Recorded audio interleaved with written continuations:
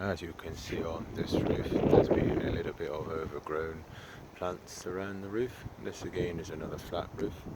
One thing to consider is that you may need to chop away some of the branches before doing any work. This is what we typically would call an overgrown bush and shrub that has taken over a roof, a flat roof. So flat roof overtaken by shrubs and bushes. Of course, one of the problems with this is that the roots may get inside the flat roof and begin to cause damage to the roof itself.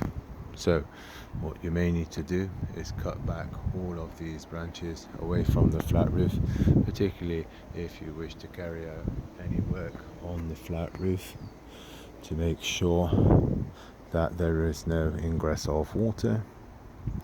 That is correct.